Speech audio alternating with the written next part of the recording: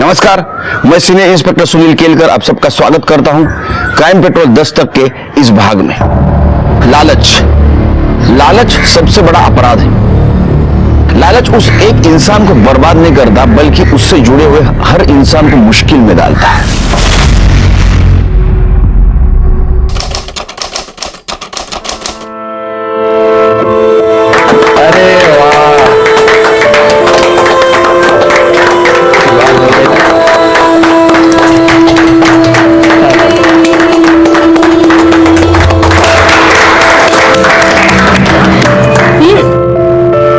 खुश रहो।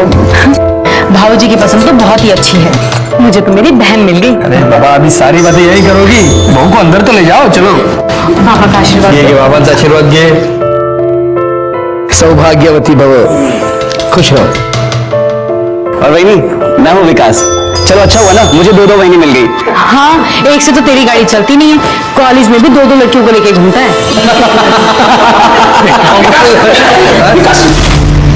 तो यहाँ क्या कर रहे हैं? चल विनोद, आओ छू, विकास के बाबा हैं। तू देख क्या रहा है? चलना, बड़े बड़े नहीं करनी क्या? अरे चलना, मुझे क्या देख रहा है? आइए या बस आपने के लिए। ये आदमी की शक्ल देखा ना दिन खराब हो जाता है। अरे छोड़ो ना, ये सोचो कि ये सुहागरात के लिए आरती को क्या कहेंगे, क्योंकि राहुल तो जाएगा नहीं। छोड़ना, करने दे इंतजार।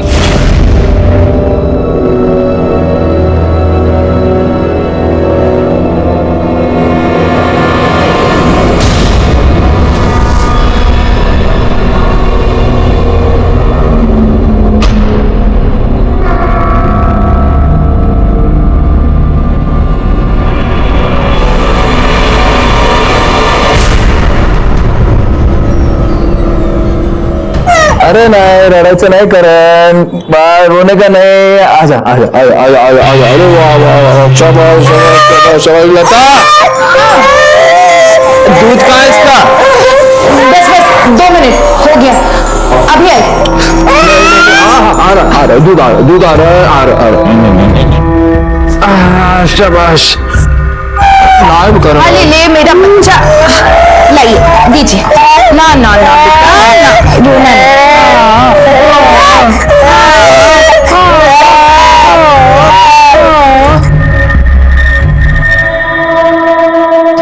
मेरी किताब ढूंढ के दे।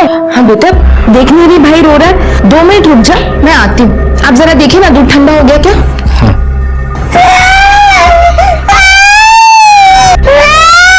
मुझे मेरी किताब दे, उसे बाद में देखो। बेटा वो भूखा होगा, बस दूध पिलाने दे, मैं देती हूँ। आई दे ना मुझे किताब। ऐसे बच्चे को कोई मारता है क्या? स्नेहा बेटा, अरे रुक जा स्नेहा। आप भी ना दिन ब दिन जिद्दी होते जा रही है वो। थोड़ा उसे इससे दूध पिलाओ।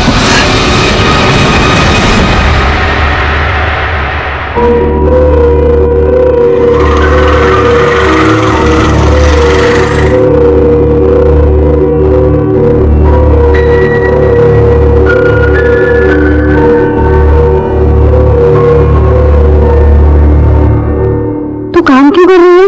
अरे नहीं, वो मैं बस अपना कपड़ा सुखाने को डालती। वो ये कहाँ को जाती? एक बार आती भी नहीं, बात भी नहीं करती। बात करने की बड़ी जल्दी है, सिर्फ बात ही करनी है ना, या कुछ और भी? अयो अप्पा, नहीं, मेरे को समझ नहीं आती। मेरे से कोई गलती होती क्या? ये मेरे से गुस्सा हुई? ऐसी कोई बात नहीं है। हमारे यहाँ ना शादी के बाद सुहागरात पूर्णमासी वाले दिन ही होती है, और पति पत्नी पहली बार तो थोड़ा सब्र रख। हाँ कामिनी, हाँ चाह देना। बनाती हूँ।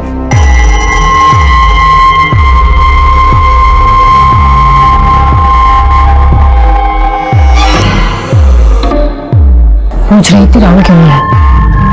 आज तो 12 तारीख है, ये वक्त है ना।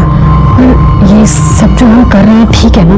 कोई लफड़ा तो नहीं हो जाएगा? तू चिंता मत कर, सब ठीक हो जाएगा। मैं हूं ना, चल चाय बना। मुझे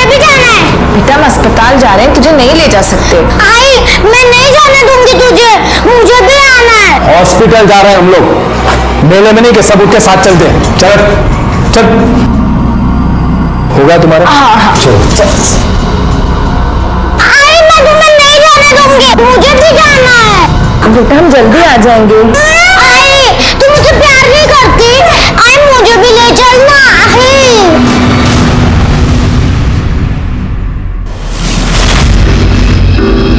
किसके सपने देख रही हो? देवर जी के? उसका पास तो सपने में भी आने को टाइम नहीं। इतना गुस्सा? अरे जितनी तड़प तुम्हें है उतना ही देवर जी भी तड़प रहे हैं। पर अब बस, आज पूर्णमासी है, तेरी सुहाग रात की रात है। नई साड़ी और दोबारा से दुल्हन की तरह तैयार हो जा। जल्दी तैयार हो।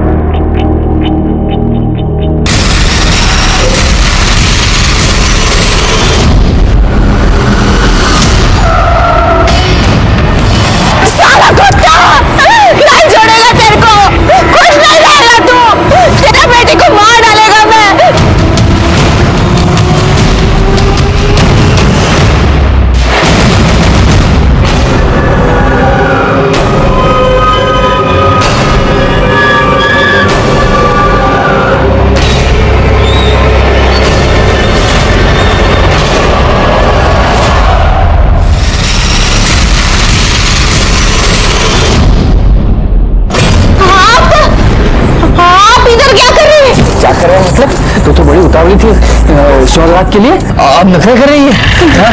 जा इधर से, मैं तेरे भाई की पत्नी है। तू मेरे भाई की पत्नी नहीं है, तू किसी की पत्नी नहीं है। हाँ? तुझे खरीद के लाए हैं, तू एक मूल बहू है। हाँ, मूल बहू। पारो, मूल बहू, मूल की। क्या कभी आपने औरतों के ये नाम सुने? अगर नहीं सुने तो अच्छी बात है, क्योंकि औरतों के लिए नाम नहीं, गाली है। ये क्या है?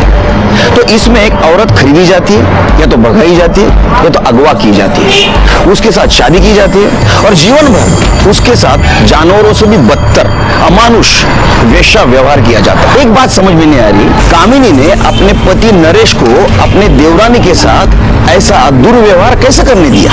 और क्या आरती के पति राहुल और उसके ससुर धीरज को ये पता नहीं था? आरती पर होने वाला यह अत्याचार हमारे सामने आता उसके पहले ही एक दूसरा केस हमारे सामने आ गया। सब हमारी बच्ची स्नेहा 10 साल की है, पता नहीं कहाँ चली गई।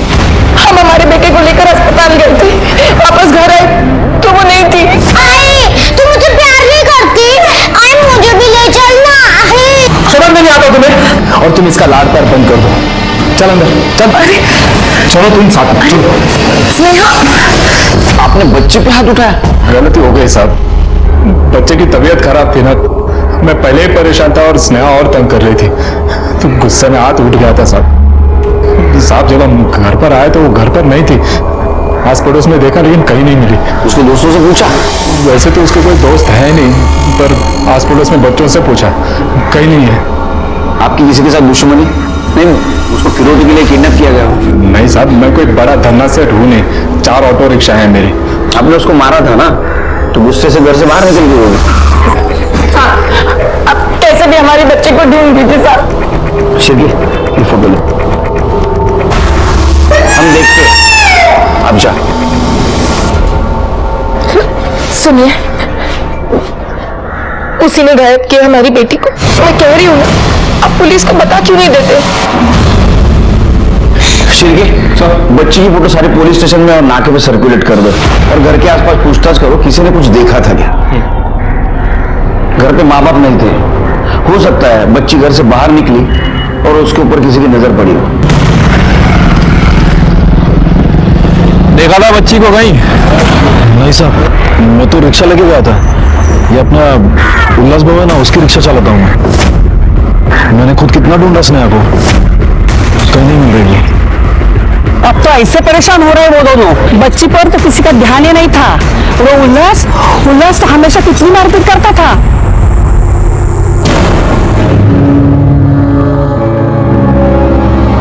देख, ये रो धोकर भूख हड़ताल करके ना कुछ नहीं मिलने वाला। चुप करके खाना खा ले।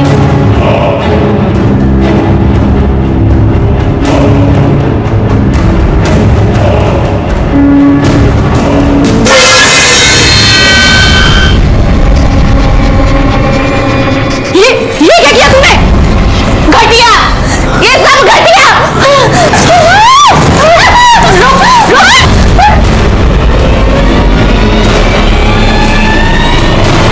बाबा, राहुल, सुनते हो?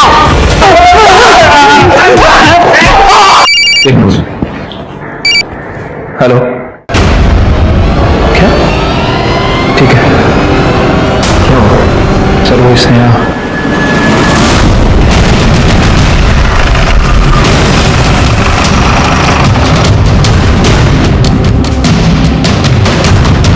सर,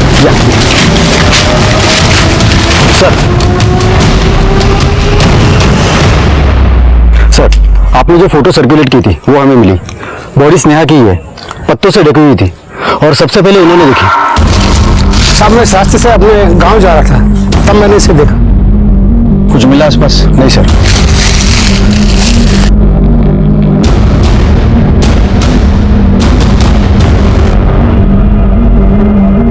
सर, बॉडी में तो कोई इंजरीज नहीं है और ये गले में भी कोई निशान नहीं है। हो सकता है मुंह दबा के मारा गया हो।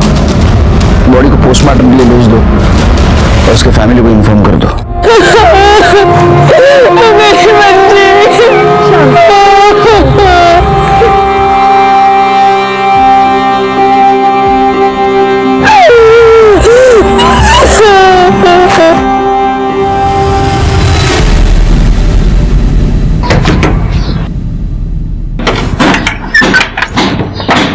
क्या बहनी, छोटी बहनी आगे तो अपने देवर को बोल ली। ओहो, जैसे तेरे पास तो बड़ा टाइम है। चल जा भी, वरना तेरे बाबा चिल्लाएंगे। अरे छोड़ो ना, उनकी तो आदत ही है। वैसे छोटी बहनी है कहाँ? इतने दिन हो गए दिखाई नहीं दे रही है। हमें भी नहीं दिखती, होगी अपने कमरे में। कभी सिर दर्द, कभी पेट दर्द, बस काम ना करने के बहाने हैं। तू जा भी। अरे एक बार हेलो तो बोल लें दो। मुझे बहुत काम है, तू जा भी। बचाओ! बचाओ!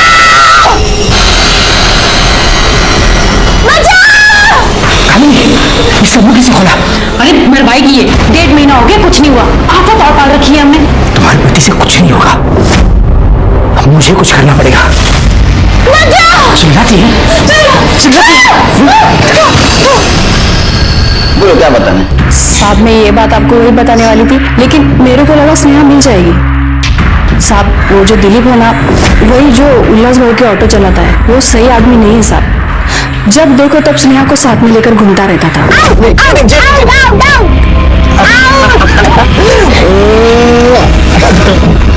स्नेहा, क्या कर रही है तू यहाँ? चल घर चल। काकी, मैं तो खेल रही थी। चल घर चल। और तू दूर रहना इससे। मैं तो खेल रहा था उसके साथ। सुनो तो सही। लता, देखो आजकल समय ठीक नहीं चल रहा है। तुम दोनों ऐसे कैसे दिलीप के साथ इसे अकेला छोड़ देते हो? दिलीप अच्छा आदमी नहीं है।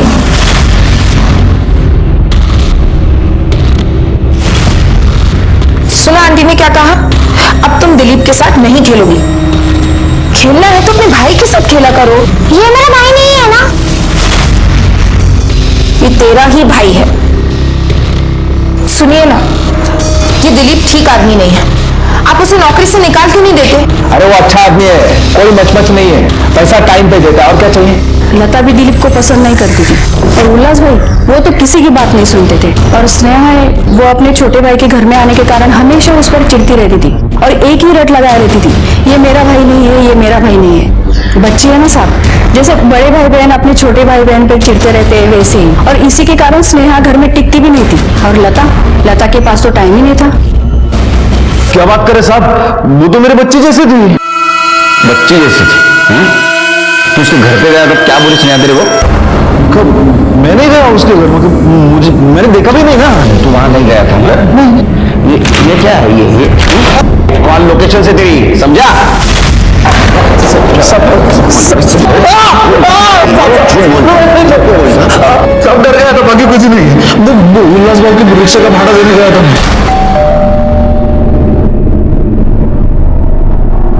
तेरा बाबा कहाँ है? घर पे नहीं है, और आई? वो बाबा के साथ घूमने गए। तू नहीं गई उनके साथ? क्या हुआ बोला, तू नहीं गई? नहीं, वो मुझसे प्यार ही नहीं करते, बस करण से ही करते हैं। ऐसी बात नहीं है बेटा, सब तुझसे प्यार करते हैं। बाद में मैं वहां से वापस आ गया। झूठ बोलता है तो। तेरी नजर बच्ची पे थी, बच्ची घर पे अकेले तूने देखा, उस पर जबरदस्ती करने की कोशिश की, वो मानी नहीं, तूने उसको मार दिया। नहीं साहब, मैंने कुछ नहीं किया है साहब। बुरी नजर तो ना वो गणपत की थी। जब से करण पैदा हुआ ना, तो लता वहीनी का ध्यान सिर्फ करण पे ही था। स्नेहा को कोई देखता ही नहीं था। वो उसको रोकने टोकने वाला कोई नहीं था ना, तो उठ के वो दुकान पे जाती थी गणपत के, चॉकलेट देता था ना, तो वो उसके बदन पे से हाथ घुमाता था। साहब मैंने कितनी बार देखा है। मुझे पप्पी दे, और क्या चाहिए तुझे? सही आदमी नहीं है वो साहब। तेरे पे आ रहा है, तू गणपत का नाम ले रहा है? नहीं, सब सच बोल रहा हूँ मैं। अभी कहा तू सच बोल रहा है, तू सच बोलेगा। जब पुलिस के डंडे गिरेंगे, पूरा सुजेगा ना, उसके ऊपर नमक लगा वो तब पूरा बोलेगा। सोलून का लगा। नहीं साहब, निकाल ये स्नेहा की पीएम रिपोर्ट है। रिपोर्ट के मुताबिक बच्ची का ब्रेन हेमरेज हुआ है, इसकी वजह से उसकी मौत हो गई है। या तो उसे जोर से धक्का दिया गया है, फिर थप्पड़ मारा गया। सर पोस्टमार्टम में मेंशन है कि बच्ची की बॉडी पे कहीं भी स्ट्रगल का निशान नहीं है, और शायद रेप भी नहीं किया गया। हो सकता है स्नेहा के साथ रेप करने की कोशिश की गई हो, वो नहीं मानी, उसको झापड़ मार दी। पर इस गणपत को देखते हैं।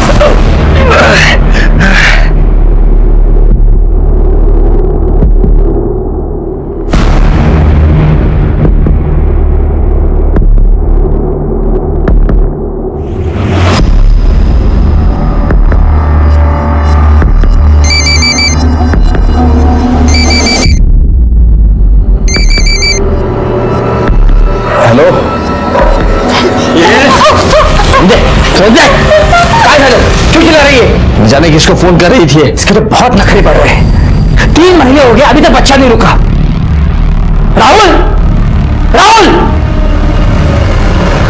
क्या हुआ बाबा? देख, अभी हम तीनों मिलकर ट्राई करेंगे, किसी का तो बीज गिरे इसमें।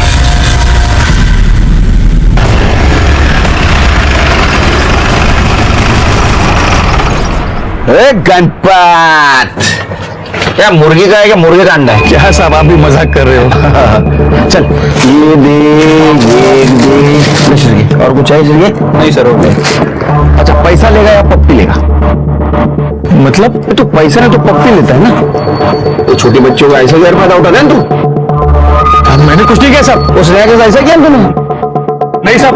उसको तो मार दिया तूने? नहीं सर, आयुष्मा सर, मैं कहने क्या सर? साहब वो तो छोटी बच्ची थी साहब। अब तो छोटी बच्ची थी इसलिए तेरे को आसान हो गया था ना। उसके माँ बाप घर से बाहर निकल गए, वो घर में अकेली थी, तो घुस गया, बलजबरी करने की कोशिश की, उसने ना बोला, उसको थप्पड़ से मार दिया, मर गए वो। सर मैंने नहीं मारा उसको सर। सर मैंने कुछ नहीं किया। आयुष्मा सर,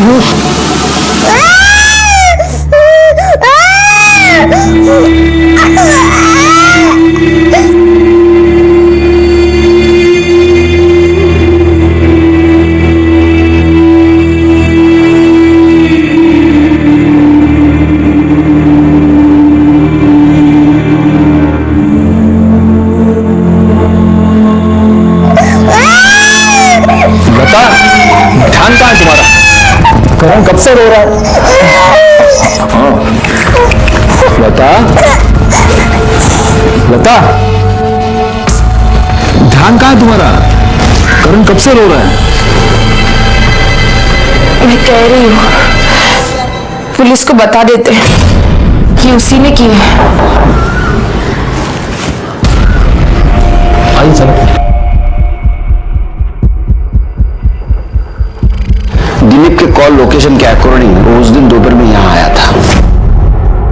हमें उसके ऊपर शक है।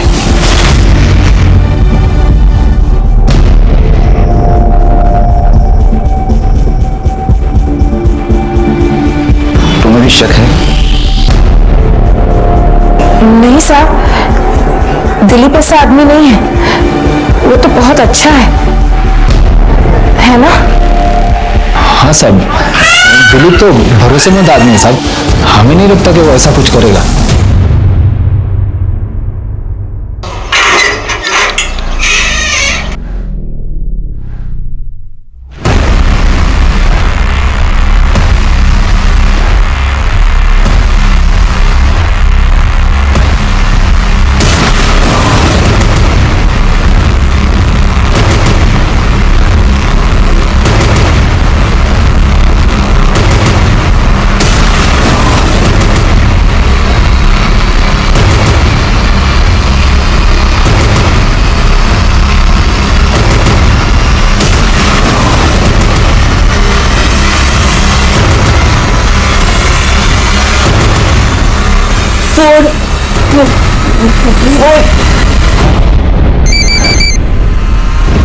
हेलो हेलो हेलो बाबा।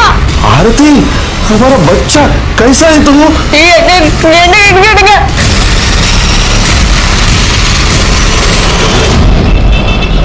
ये दिलीप और गणपत तो कुछ बोल ही नहीं रहे सर। ठीक है, हो सकता है कुछ और खिचड़ी पकाई जा रही हो। देखो, लता की पड़ोसन शांति का क्या कहना है कि लता दिलीप को बिल्कुल पसंद नहीं करती थी, और जब हम भी दिलीप पर शक जता रहे थे तो लता उसकी साइड ले रही थी। दिलीप ऐसा आदमी नहीं है, वो तो बहुत अच्छा है।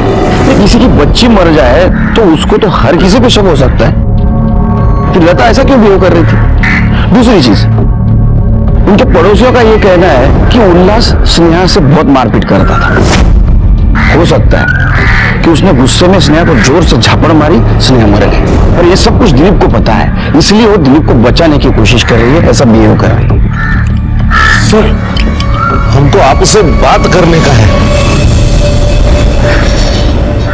साहब, मेरा नाम सुंदर है। बेंगलुरु के पास एक छोटा सा गांव है, वहां हम रहता।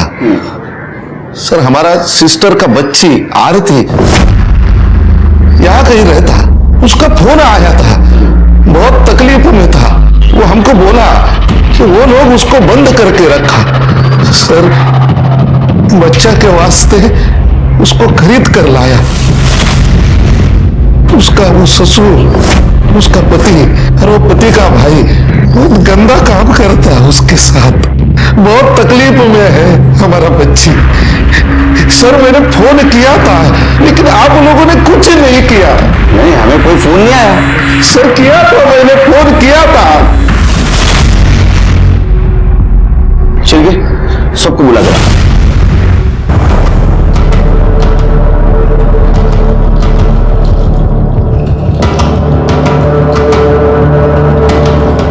ये सुंदरम जी है, इन्होंने 3 दिन पहले अपने चौकी में फोन किया था। किसने रिसीव किया था? सर, मैंने रिसीव नहीं किया। सर, मैंने भी रिसीव नहीं किया।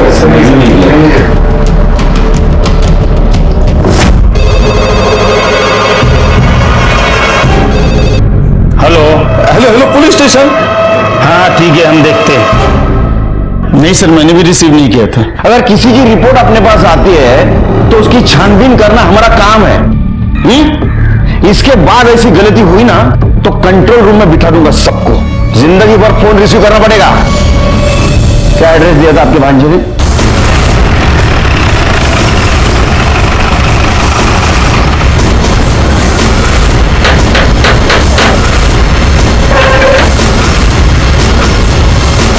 आरती से बात करनी है हमें। आरती तो है ही नहीं ना घर पे। कहाँ गई? साहब, हम लोग 3 दिन घर से बाहर थे और जैसे ही लौट के आए तो देखा आरती गायब है। झूठ बोल रहा, ये लोग हमारा बच्चे को खरीद कर लाया, उसको बंद करके रखा। साहब, ये लोग हमारा बच्चे के साथ गंदा काम किया। साहब, ये आदमी कौन है? ये आरती का मामा है। इसका कहना ऐसा है कि आरती को आप खरीद के लाए थे बच्चे के लिए, और आपके पिताजी, आपका भाई और आप उसके साथ गंदी हरकत कर रहे हैं। क्या साहब, ये आदमी पागल हो गया है। मेरी शादी हो चुकी है, मैं इस घर में अपनी बीवी के साथ में रहता हूँ, और अपनी बीवी होते हुए मैं कैसे कर सकता हूँ ये सब? आरती आपके छोटे भाई की बीवी है, और आरती के रिश्तेदार आपको पता नहीं? साहब, आरती ने राहुल को कहा था कि वो अनाथ है, राहुल को उससे प्यार हो गया और दोनों ने शादी कर ली, और जब से शादी की है उस लड़की ने हमारे नाक में दम करके रखा है। इस घर की एक चीज उसको पसंद नहीं आती, बस राहुल के पीछे पड़ी थी, अलग हो जाते हैं अलग हो जाते हैं, और राहुल ने मना कर दिया तो भाग गई, गायब हो गई। कहीं चली गई या आप लोगों ने बंद करके रखा है उसको? देखिए साहब, अगर आप चाहते हैं तो आप घर की तलाशी ले सकते हैं। वो तो लेनी है। चेक करो। साहब आप रुकिए, मैं आपको कुछ दिखाता हूँ।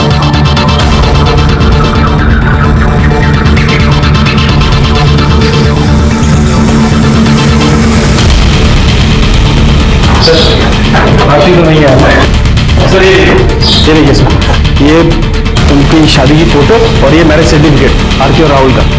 आरती गायब हो गई थी तो आपने मिसिंग कंप्लेंट क्यों नहीं की? मुंह पर कालक पोत की गई थी तो कैसे कंप्लेन करते सर? और हमें तो लगता है कि उसका चक्कर चल रहा था किसी के साथ में तो भाग गई। अरे क्या बोलूं? आपके ऊपर नजर रहेगी हमारी। चलिए अच्छा, पता करो आरती कहाँ जा सकती है और फोटो सर्कुलेट कर दो। सब ये सब झूठ बोल रहा है। ये सब लोग हमारा बच्चे के साथ कुछ तो गलत किया। किस नंबर से फोन आया था आपको? हाँ साहब, ये।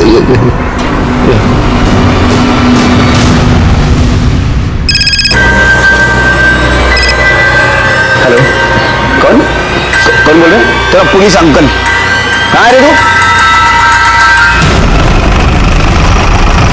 आरती ने तेरा फोन लिया था? उसने फोन मांगा तो मैंने फोन दे दिया था बस। क्या बात कर रहे थे अपने मामा से? सर वो तो मुझे समझ ही नहीं आ रहा था, पता नहीं तेलुगु कन्नड़ में क्या बात कर रही थी। इंस्पेक्टर साहब मी सांगतो तुम्हाला, एकदम फालतू लोग है। कहने के लिए मेरे रिश्तेदार है लेकिन बिल्कुल भरोसे के नहीं, कुछ भी कर सकते हैं। सर, लता और दिलीप के बारे में कुछ पता चला है? क्या? दिलीप? जब हमने लता से कहा कि हमें दिलीप के ऊपर शक है कि उसने स्नेहा का मर्डर किया तो उसने क्या कहा? उसने कहा दिलीप ऐसा कर ही नहीं सकता। ऐसा क्यों कहा? क्यों मतलब मैं नहीं जानती मेरे को, और स्नेहा को भी वो बहुत प्यार करता था ना साहब। स्नेहा को प्यार करता था? क्यों वैली से प्यार करता है? क्या कह रहे हैं साहब? कुछ भी मतलब मैं नहीं कह रहा हूं, तुम्हारे कॉल डिटेल्स कह रहे हैं। कितनी बातें करता था तू लता से? कितनी बातें लता से करता था? हाँ साहब बात तो करता था लेकिन वैसा कुछ भी नहीं है, बस बात होती थी। ये तेरे बिल है, जिस होटल में मिला ना वो सब बिल। अब तो सच बताएगा या नहीं बताएगा? हाँ साहब बताता हूँ। हाँ, लता अच्छी लगती है मेरे को और वो भी मुझे पसंद करती है। पहले सब कुछ ठीक था, पता नहीं एकदम से उसको क्या हो गया।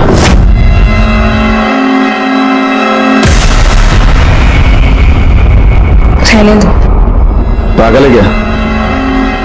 मुझे बच्चा चाहिए तुमसे। अच्छा, तो ये करण तेरा बच्चा है? नहीं साहब, करण मेरा बच्चा नहीं है। मतलब करण से आने से पहले ही सब कुछ खत्म हो गया था। सिरे से क्यों बच्चा चाहती थी वो? पता नहीं मुझे, मतलब मैं उसको मिलने के लिए घर भी गया था, मिली नहीं, और वो मुझे नौकरी से हटाने की भी कोशिश कर रही थी। इसलिए तो गुस्से में आया, तूने उसके बच्चे को मार दिया? नहीं साहब, मैंने स्नेहा को नहीं मारा है, बल्कि साहब मैं ये कहता हूँ ना कि स्नेहा को है ना वो अपना उल्लास बाबू है ना, उसने ही मारा है। लता का 2 बार अबॉर्शन भी करवाया था उसने। क्यों लेकर आए हो मुझे यहाँ?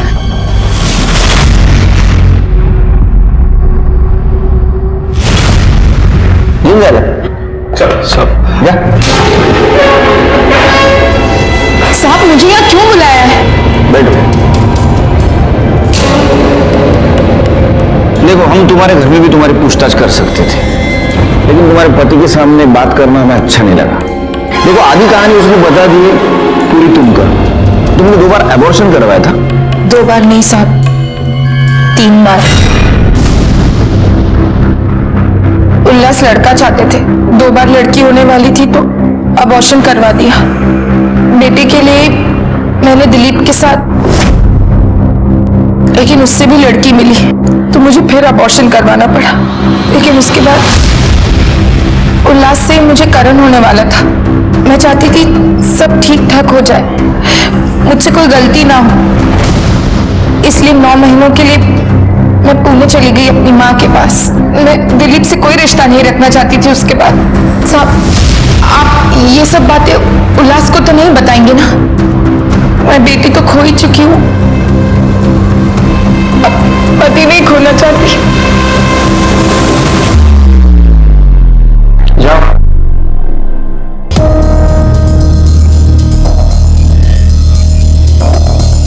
एक काम करो शिल्पी, जिस क्लिनिक में इसने एबॉर्शन करवाया था उस क्लिनिक का पता करो, अंदर कर दो उसको। ठीक है। शिल्पी, मुझे अभी भी लगता है ये झूठ बोल रही है। इसका कहना था कि ये 9 महीने उसके माँ के पास थी पूना में, लेकिन इसका फोन लोकेशन दिखा रहा है नासिक का। बच्ची भी बार बार कह रही थी कि वो मेरा भाई नहीं है। ये मेरा भाई नहीं है ना? और ये उल्लास भी बेटा चाहता था। क्या ऐसा तो नहीं इन्होंने किसी और के बेटे को उठा लाया हो, खरीद लिया हो या किडनैप किया हो? तो ये सब कुछ नासिक में पता चलेगा। नासिक में जाके पता करो वहां क्या हुआ था। ठीक है सर। हाँ साहब, कुछ महीने पहले यहाँ रहने आए थे पर कभी बाहर नहीं निकलते थे। एक दिन किसी औरत के साथ बहुत लड़ाई हुई उनकी। हाँ तो कोई ऐसा नहीं कर रही तो हम पर। तुझे तेरा पैसा मिला ना, जितना कहा था उतना, फिर क्यों नाटक कर रही है? अरे बोला। आपने उस औरत की शक्ल देखी थी? शक्ल तो नहीं देखी। हाँ सर। आरती की कुछ खबर? नहीं सर, हमने उसके गांव में भी पूछताछ की लेकिन वो वहां पर भी नहीं गई। हाँ सर, उसकी फोटो हमने बस स्टैंड रेलवे स्टेशन पे सर्कुलेट कर दी है। ये आरती कहाँ गायब हो गया अचानक से? सर। हाँ बोलो, कुछ पता चला? सर, उल्लास और उसका परिवार नासिक में किसी लेडी के साथ रहता था और सर एक पड़ोसी ने बताया कि उन दोनों की आपस में लड़ाई भी होती। अरे तू कभी कभी आना भाजा, ये भी जाना जगह। अरे उतर कभी कभी घर के नीचे, दूध है क्या? अरे नहीं बाबा, भूलूंगा नहीं, लेके आता हूं। हाँ, यहां भी काम करो वहां भी काम करो। हाँ, अभी मेरे भाभी का फोन था। घर की लंबी चौड़ी लिस्ट देती है काम की। कभी कभी तो लगता है यहाँ का कम और घर का ज्यादा काम करता हूँ। अरे लंबी चौड़ी लिस्ट, और मैं भूल जाता हूँ। तुम भी भूलते होगे ना? भूलते हैं ना तुम लोग। उस दिन तुम्हारी पत्नी ने क्या कहा था कि जब वो प्रेग्नेंट थी उस वक्त 9 महीने तुम और तुम्हारी पत्नी उसके माँ के पास थे पूना में। 9 महीनों के लिए मैं पुणे चली गई अपनी माँ के पास। नासिक में थे, है ना? साहब वो झूठ क्यों बोला? वो सब क्या कर रहे थे नासिक में? थे नासिक में साहब। वो औरत कौन थी तुम्हारे साथ? वो काम वाले थे साहब, उसने चोरी की थी। जिस थाली में खाती है उसी में छेद करती है। सब कुछ नहीं सुनना है, तू इस घर में नहीं रह सकती। चल चल। उसने चोरी की थी या और कुछ बताना भूल गए तुम? नहीं साहब, सच बोल रहा हूँ। तो फिर उसका भी नाम, पता, फोन नंबर और फोटो दो सिरकी के पास। हाँ, वो उमा नाम था उसका। अब लता प्रेग्नेंट थी तो मैंने सोचा लता को थोड़ी मदद हो जाएगी ना, इसके लिए उसको रखा था। लेकिन वो तो चोर निकली थी साहब। ठीक है, झूठ बोलना अच्छी बात नहीं। हाँ सर।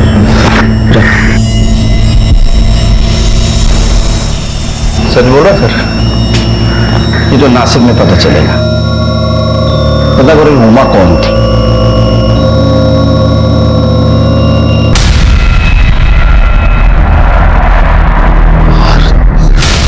साहब साहब साहब, वो आदमी। कौन आदमी? हमारे आरती के साथ था, वो दिखा था। मैं चलो जल्दी चलो, उधर इधर बाहर आ जाओ। साहब मैं दिखा था, आओ साहब, आओ। वो आदमी था, वो आदमी था ये। हाँ साहब, मैंने देखा था। ये मेरा बच्चा आरती के साथ था हमारा।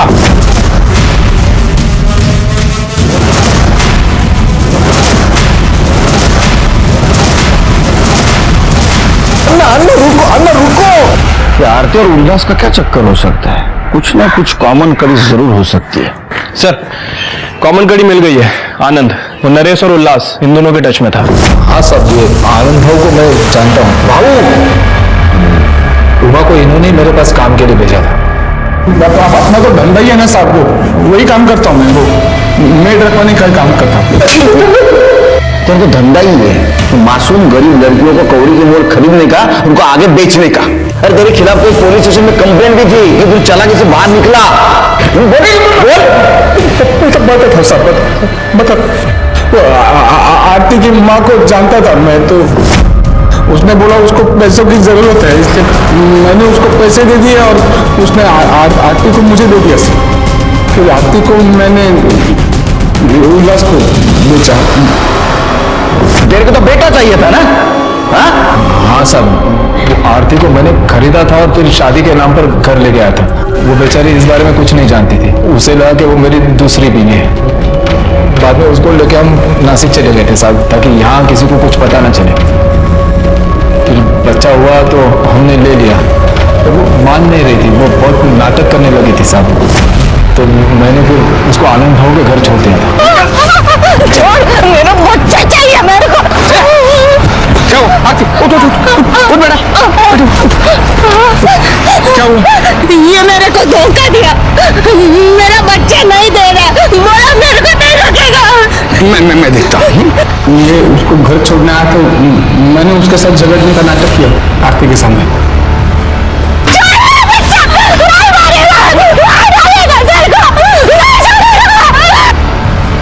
लेकिन फिर 3-4 महीने के बाद उसने थोड़ा सा समझाया और वो राहुल के साथ शादी कर दी उसके साथ। शादी करवाई थी या बच्चे के लिए फिर से बेचा था उसको?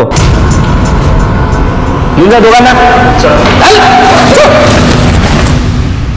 शिरके, जिस दिन स्नेहा घर से गायब हुई उसी दिन उसका मर्डर हुआ और उसी दिन से आरती भी गायब हो गई। कहीं ऐसा तो नहीं कि आरती नरेश के घर से निकलकर उल्लास के घर गई अपने बच्चे को लेने के लिए? वहां स्नेहा के साथ उसका पंगा हुआ, वो गुस्से में आई और उसने स्नेहा को मार दिया। हो सकता है सर। लेकिन ये आरती है कहां? सर एक औरत की लाश मिली है।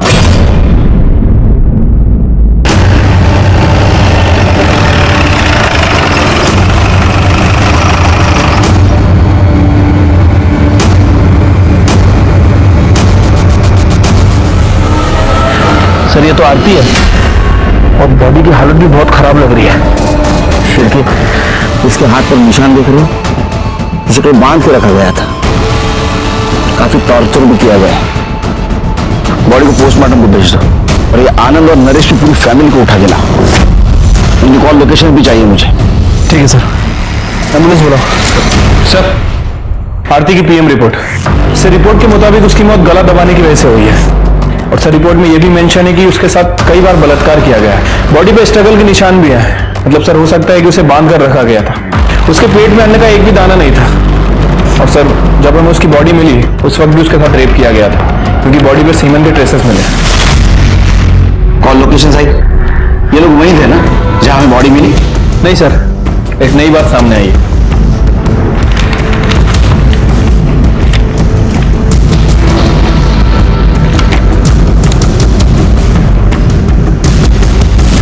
आरती को कहां बांध के रखा था तुमने? मैं सच कह रहा हूँ सर, हमने कुछ नहीं किया सर, हमें कुछ नहीं पता सर। साहब मैंने आरती का शादी करवाया और उसके बाद उससे मिला ही नहीं सर। तो तुम्हारा ये कहना है कि आनंद को तुम फिर कभी मिले ही नहीं, लेकिन तुम्हारे फोन लोकेशन के अकॉर्डिंग जिस दिन आरती गायब हुई उस दिन तीनों तुम साथ थे। पहले तुम तीनों आनंद के घर गए, वहां से तुम उल्लास के घर गए। क्या करने गए थे? स्नेहा को मारने गए थे या आरती के पीछे गए और वहां स्नेहा को मार दिया? हाँ साहब, ये तीनों मेरे पास आए थे। अरे 2 लाख रुपए दिए थे लड़की के, 3 महीने हुए बच्चा नहीं हुआ, ये कैसा खराब माल दिया तूने हमको? लेकिन तुम मेरे ऊपर क्यों गुस्सा हो रहा है? हाँ? अभी जा रहे हैं ना उल्लास के घर, तो सामने सामने बैठ के बात कर ले जो भी है।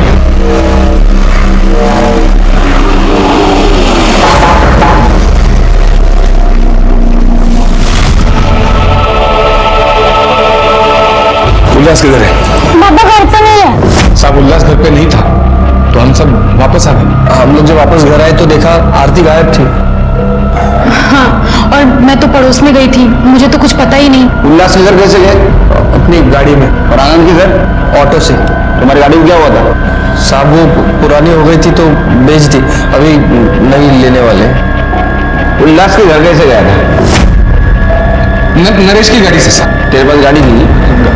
गाड़ी मतलब बाइक है ना सर। शिरके, इन सबके डीएनए आरती के बॉडी के ऊपर मिले हुए डीएनए से मैच करो।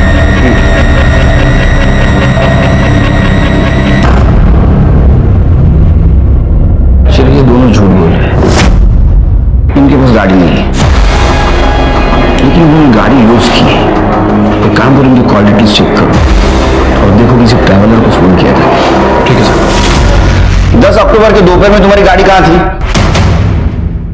सब कुछ याद नहीं साहब। मैं याद दिलाऊं, 11 अक्टूबर को तूने 50,000 रुपए तेरे बैंक में डिपॉजिट किए थे। अब याद आया 10 अक्टूबर को गाड़ी कहां थी? सच बोल।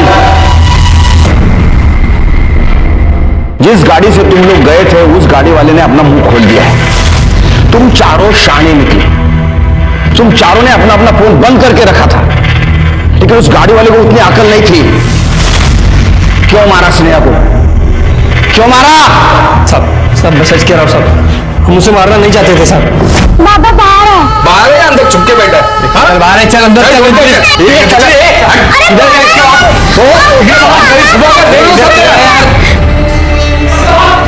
अंदर नहीं है रे। अरे क्या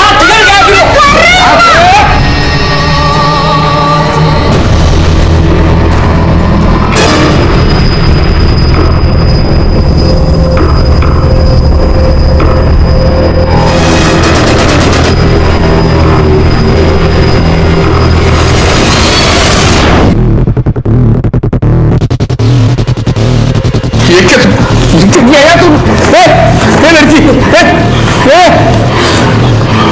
ये तो मर गई है यार। तू आरती को तूने बांध के रखा था ना? हाँ साहब। हाँ तो फिर जब हम तुम्हारे घर आए तो हमें कुछ क्यों नहीं मिला?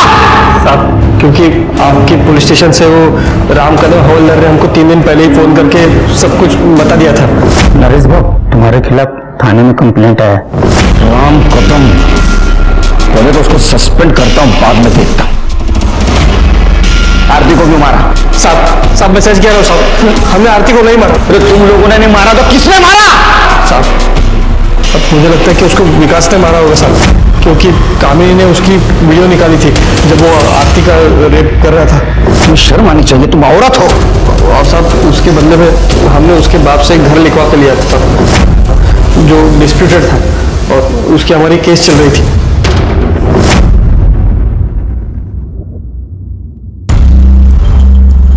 लेके जाओ इन सबको। साहब शिरके, हमने आरती को हर जगह ढूंढा, लेकिन उस डिस्प्यूटेड प्रॉपर्टी पे नहीं ढूंढा।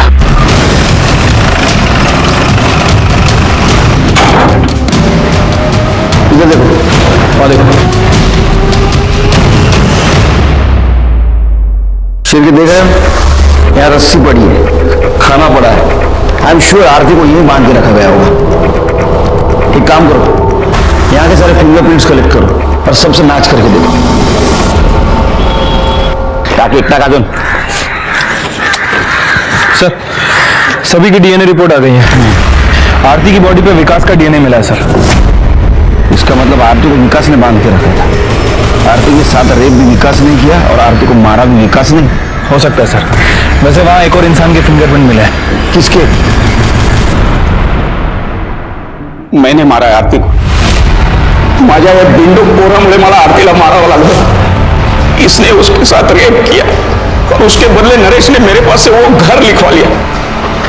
लेकिन मुझे ये नहीं पता था कि इस गधे ने आरती को उसी घर में बांध कर रखा था और उसके साथ।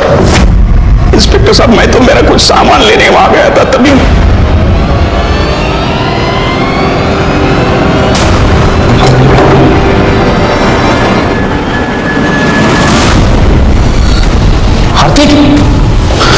आरती तुम यहाँ?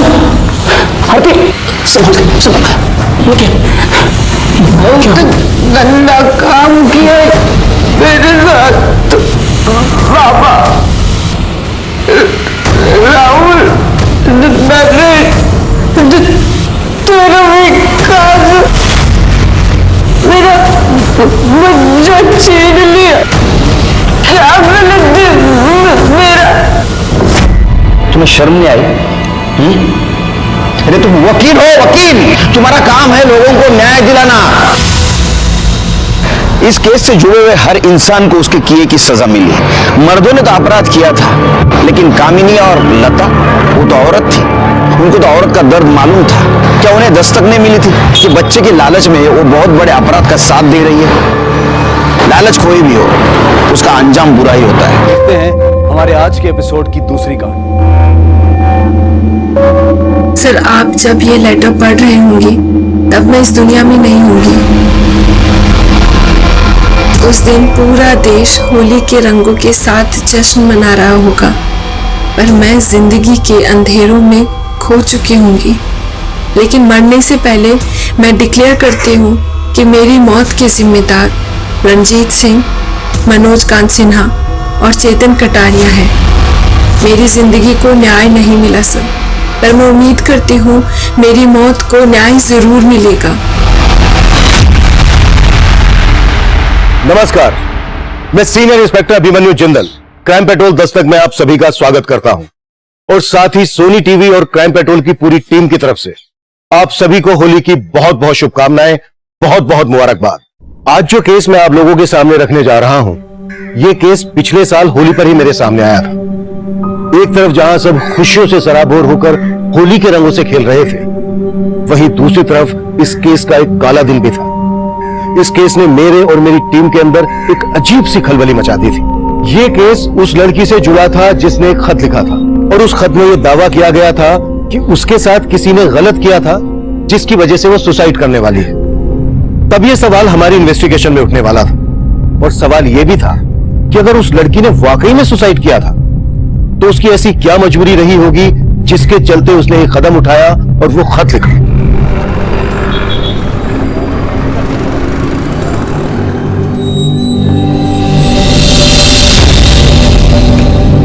आओ, मैं तो छोड़ देता हूँ, तुम्हारा किराया बच जाएगा। जीजू, मुझे जाना है वसंत विहार और आप जाते हो करोड़ बाग। मुझे ड्रॉप करने गए ना तो आपका 1 लीटर पेट्रोल वेस्ट हो जाएगा। सो अच्छा है कि मैं ऑटो से चली जाऊं। और देखो, ऑटो भी आ गया। ऑटो, अरे ऑटो। जीजू, thanks and bye.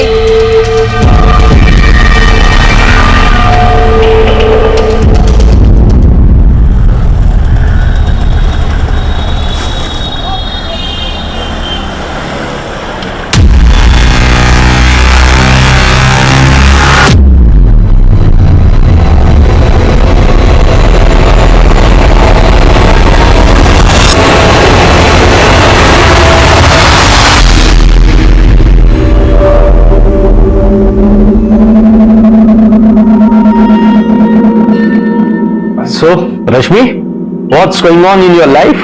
Nothing special, sir. Just days are passing like a moon. 14 days का बढ़ना, 14 days का घटना. Sometimes full moon excitement, sometimes no moon अमावस. ये क्या बोल रही हो तुम? So funny, but I'll appreciate your dedication. Keep practicing, okay? Sure, sir.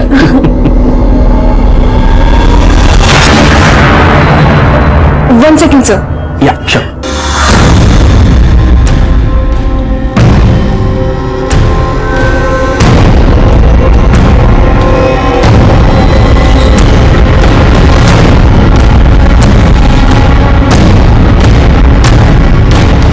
रश्मि, ये तुम्हें परेशान कर रहा है क्या? कुछ नहीं हुआ। कौन है बताओ? मुझे छोड़ो से। मैंने कितनी बार तुमसे कहा कि मेरे मामले में टांग अड़ाया करो।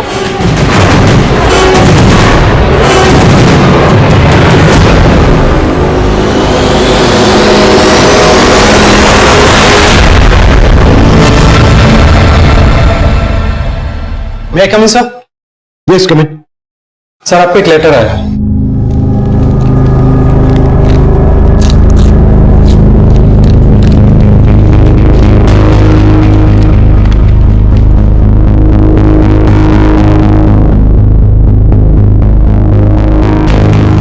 लेटर रश्मि नाम की एक लड़की ने लिखा है।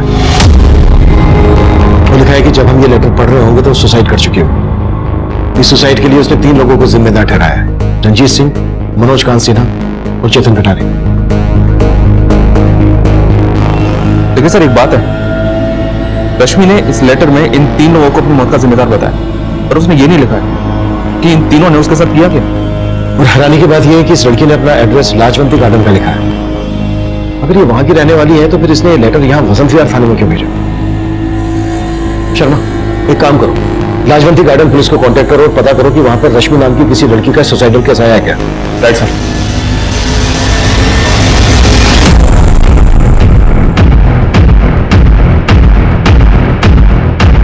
सुमन, ठीक तो है ना? नाम भी अच्छी। सुमन बेटा, बेटा को पता चला? भाड़ में गई रश्मि। उसने इतना सब कुछ किया और तू सुमन का हालचाल पूछने के बजाय रश्मि रश्मि कर रही है। दामाद जी, रश्मि की हरकत की वजह से हम बेहद शर्मिंदा है, माफी मांगते हैं आपसे। आप ऐसी बात कर रहे हैं आप? उसके लिए आप माफी क्यों मांग रहे हैं? उसने जो कुछ किया गलत किया, एकदम गलत किया। तो भगवान का शुक्र है कि सुमन को कुछ नहीं हुआ, वो सही सलामत है।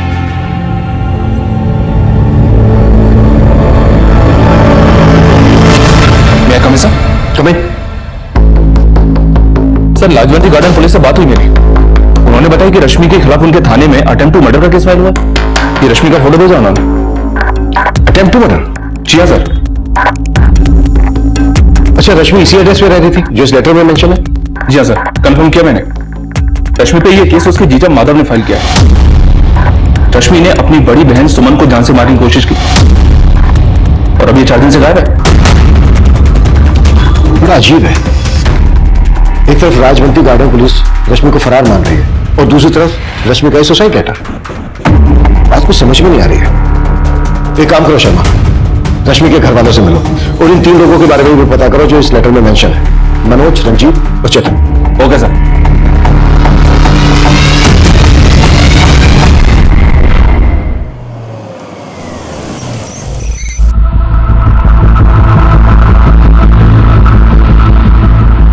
देखिए, भले ही आपने रश्मि के खिलाफ अटेम्प्ट टू मर्डर और चोरी का केस फाइल किया, पर उसने हमारे वसंत विहार थाने में एक लेटर भेजा है।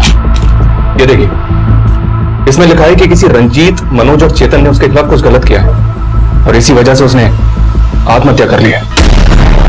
क्या? आत्महत्या? नहीं साहब, मेरी बेटी ऐसा कभी नहीं कर सकती। उसने जो किया वो कम नहीं है।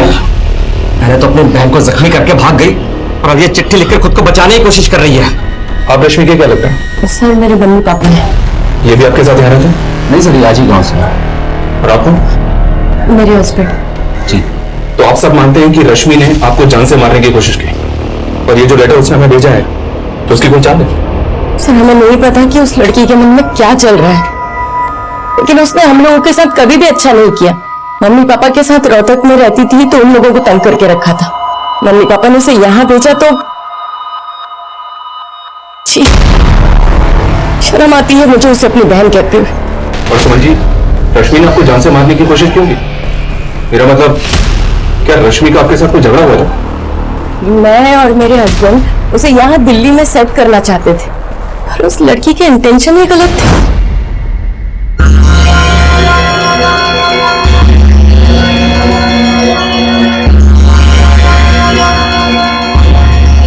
अरे क्या जीजू, आप भी टीवी के साथ सर क्यों खपा रहे हैं? चलिए ना, कुछ बातें करते हैं। रश्मि रिमोट दो। नहीं, रिमोट दो ना रश्मि।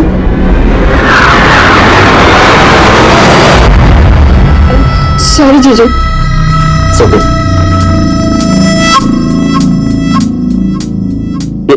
ये क्या कर रही हो तुम? अरे जीजू, आप भी बहुत शर्मीले हैं। मुझे पता है कि आप मुझे लाइक करते हैं, लेकिन घबराइए मत, दीदी भी घर पर नहीं है and I won't mind. Stop it. Rashmi, क्या बदतमीजी है? अपनी हाथ में रहा करो तुम। जीजू, और सर, उसके बाद मैंने सुमन को फोन करके घर बुलाया और सब कुछ बता दिया। मुझे अपने घर में रहने की जगह दी और तुम मेरा ही घर तोड़ रही है। सुमन, सुमन, तुम आगे गिरो। सुमन, सुमन।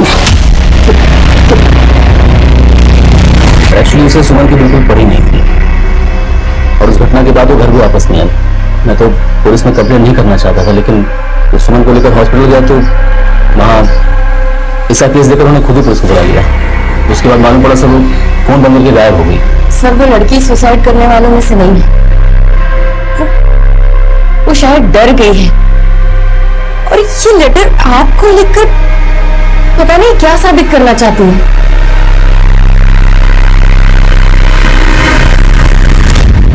रश्मि के घर वाले अगर मान रहे हैं कि रश्मि ने सुसाइड नहीं किया बल्कि वो फरार है, तो फिर रश्मि कहां गायब हो सकती है? सर, लाजवंती गार्डन पुलिस को फिलहाल रश्मि से जुड़ा कोई क्लू तो नहीं मिला है, पर एक इन्फॉर्मेशन मिली है। उनका कहना है कि रश्मि को आखिरी बार उसके सलून की को वर्कर निशा के साथ देखा गया। सलून? रश्मि सलून में काम करती थी? जी हाँ सर, और ये सलून यहाँ वसंत विहार में ही है।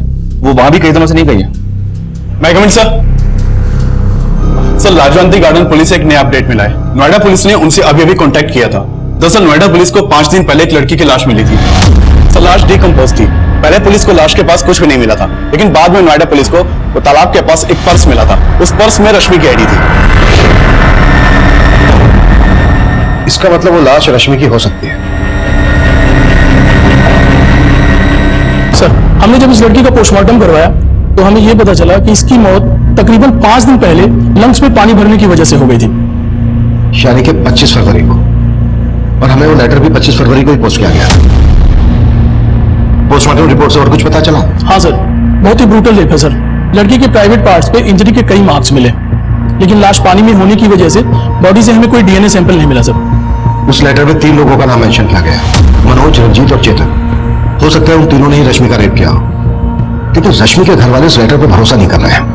सर ये चक्कर हमें भी समझ में नहीं आ रहा, क्योंकि उसके घर वालों में से कोई भी लाश की शिनाख्त करने नहीं आया। उनका ये कहना है कि रश्मि से उनका कोई लेना देना नहीं है। What? एक बात और गौर करने वाली है। रश्मि रहती थी लाजवंती गार्डन में, उसका ऑफिस था वसंत विहार में, और उसकी लाश मिली नोएडा में, जबकि उसने लेटर पोस्ट किया वसंत विहार थाने में। इसका मतलब यह है कि रश्मि ने यह तो डिसाइड कर लिया था कि उसे सुसाइड करना है, लेकिन रश्मि सुसाइड करने यहाँ नोएडा क्यों आएगी? रश्मि का वो खत, रश्मि के साथ हुई दरिंदगी और उसकी संदिग्ध मौत के कई राज छुपाए हुए थे। मीडिया ने भी इस केस को काफी सनसनीखेज बना दिया था, क्योंकि रश्मि का रेप हुआ था, और रेप जैसी दुखद घटनाएं हमारे देश और समाज में हमेशा एक संजीदा मुद्दा रहा है। आज के वक्त में रेप जैसे घिनौने अपराध आए दिन हो रहे हैं, और पुलिस को अब फिर उस लेटर की सच्चाई पे शक है। पुलिस कश्मकश में है कि नोएडा में मिली लड़की की लाश वाकई रश्मि की थी या किसी और की। पुलिस को कुछ समझ में नहीं आ रहा। भले ही रश्मि के घर वालों ने उस पर अटेम्प्ट टू मर्डर का चार्ज लगाया हो, लेकिन पुलिस को उस लेटर पर ध्यान देना होगा, क्योंकि ये मुद्दा रेप जैसे घिनौने अपराध से जुड़ा है। मीडिया जो सवाल उठा रहा था, हमने उनके उन सवालों के जवाब उन्हें दे दिए थे। बायोमेट्रिक टेस्ट से यह साफ हो गया था कि वो लाश रश्मि की ही थी, और उस खत में जो हैंडराइटिंग थी उसको रश्मि की हैंडराइटिंग से मैच करवाकर हमने ये भी कंफर्म कर लिया था कि वो खत रश्मि ने ही लिखा था। पर रश्मि के खत में 3 नाम थे, मनोज, रंजीत और चेतन, जिन्हें रश्मि ने अपना गुनहगार बताया था। लेकिन रश्मि की बदहाल और संदिग्ध मौत के लिए सिर्फ ये 3 नहीं, कई और लोग भी जिम्मेदार थे। अब यह केस पूरी तरह से हमें सौंप दिया गया, और हम रश्मि से जुड़े हर इंसान से मिलकर मनोज, रंजीत, चेतन सहित उसकी जिंदगी के हर खलनायक को खोज रहे थे।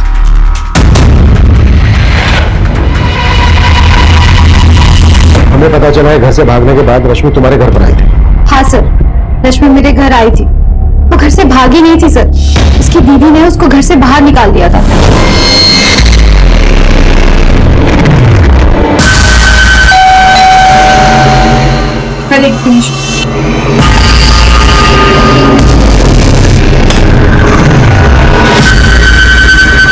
निशा क्या क्या रश्मि, क्या हुआ? क्या हुआ बता तो सर। रश्मि आज सलून का ऑफ था, दीदी घर पे नहीं थी तो जीजू जानबूझकर घर जल्दी आ गए और उन्होंने मेरे साथ। जीजू आपकी कॉफी।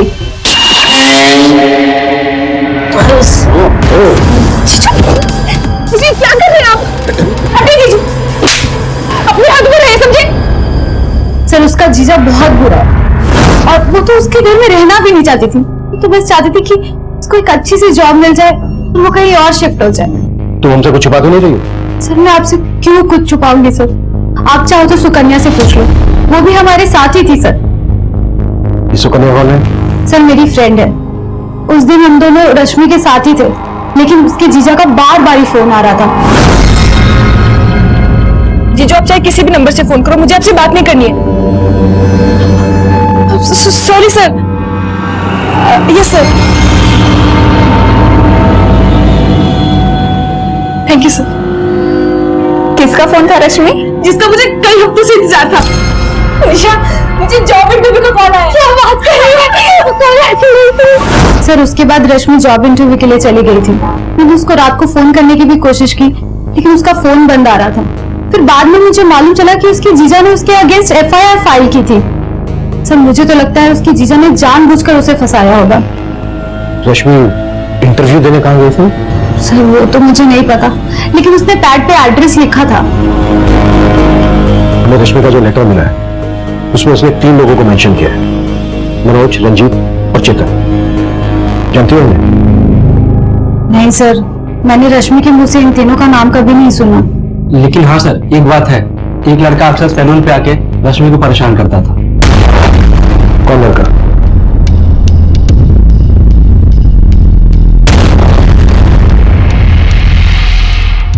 ये जो लड़का सीसीटीवी में दिखा है, हो सकता है मनोज, रंजीत और चेतन में से ही कोई हो। इस लड़के के बारे में पता करो और रश्मि के जीजा की भी कुंडली निकालो। हो सकता है रश्मि पर उसकी गंदी नजर और रश्मि के कॉल रिकॉर्ड्स में मौजूद हर नंबर को इन्वेस्टिगेट करो। Right sir. रश्मि रेप और मर्डर केस में पुलिस इन तीनों लोगों को ढूंढ रही है जिनका नाम लेटर में लिखा था, जो रश्मि ने सुसाइड से पहले पुलिस को भेजा था। लेकिन पुलिस अब भी उन तीनों लोगों का नाम मीडिया में डिस्क्लोज करने से मना कर रही है। सुमन, हो सकता है तुम्हें कोई गलतफहमी हो रही है। रश्मि इतनी बुरी नहीं है जितना कि तुम लोग उसे बना रहे हो। मम्मी क्या कहना चाहती है? माधव बुरे हैं? अरे अपने आंखों पर से रश्मि के नाम की पट्टी हटाइए। वो ऐसी ही थी, तभी उसके साथ रेप हुआ है। अगर सही समय पर उसे संभाल लिया होता ना तो ये नहीं होता।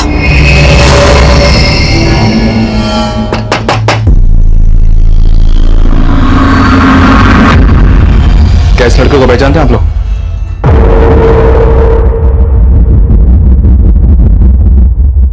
ये तो आदित्य है। आदित्य कौन? साहब ये रोहतक में रहता था। 1 साल पहले जब रश्मि हमारे साथ रहती थी तो ये उसके साथ भागने वाली थी।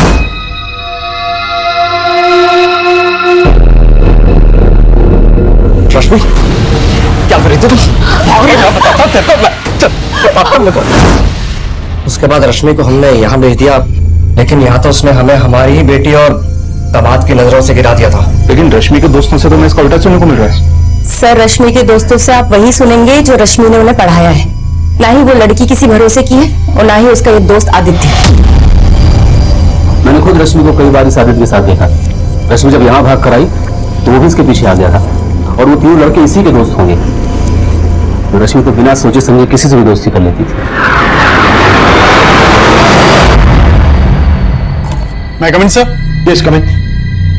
सर मैंने रश्मि के कॉल रिकॉर्ड्स चेक किए। रश्मि के कॉल रिकॉर्ड्स में मनोज, चेतन और रंजीत, इनमें से किसी का भी नंबर नहीं मिला। कॉल रिकॉर्ड्स में नहीं मिला है तो रश्मि के गली, मोहल्ले, ऑफिस, हर उस एरिया में इन तीनों के बारे में पता करो जहां पर रश्मि का आना जाना था। Okay sir. सर एक और बात, सर रश्मि के कॉल रिकॉर्ड में एक सस्पिशियस नंबर मिला है। सर रश्मि के नंबर पर आखिरी कॉल इसी नंबर से किया गया था। Sorry sir. Yes sir. Sir ये नंबर एक फेक आईडी से लिया गया था और इस वक्त ये नंबर बंद आ रहा है। मैंने इस नंबर के कॉल रिकॉर्ड भी चेक किए तो मालूम चला कि इस नंबर से सिर्फ एक ही कॉल किया गया, रश्मि को। हो सकता है इस नंबर को इस्तेमाल करने वाला उन्हीं तीनों में से कोई एक। निशा ने बताया था कि रश्मि को आखिरी कॉल जॉब इंटरव्यू के लिए आया था। मुझे जॉब इंटरव्यू का कॉल आया। ऐसा कोई नंबर मिला है जिसने रश्मि को कॉल करके इंटरव्यू के लिए बुलाया हो? नहीं सर, फिलहाल तो ऐसा कोई नंबर नहीं मिला। निशा ने हमें यह भी बताया था कि जब जॉब इंटरव्यू के लिए रश्मि को कॉल आया था तो उसने एड्रेस नोट डाउन किया था। रश्मि के घर से वो नोटपैड लेकर आओ जिस पर रश्मि ने एड्रेस लिखा होगा। Okay sir. मैं coming sir? Yes coming. Sir पूछताछ में पता चला है सैलून और घर के अलावा रश्मि का इकबाल नाम के आदमी के घर पर आना जाना था और रश्मि उसे ट्यूशन भी ले रही थी। ट्यूशन? रश्मि जॉब के साथ साथ पढ़ाई भी कर रही थी? नहीं सर, ये तो पता नहीं चला। तो फिर रश्मि इकबाल से किस चीज का ट्यूशन ले रही थी?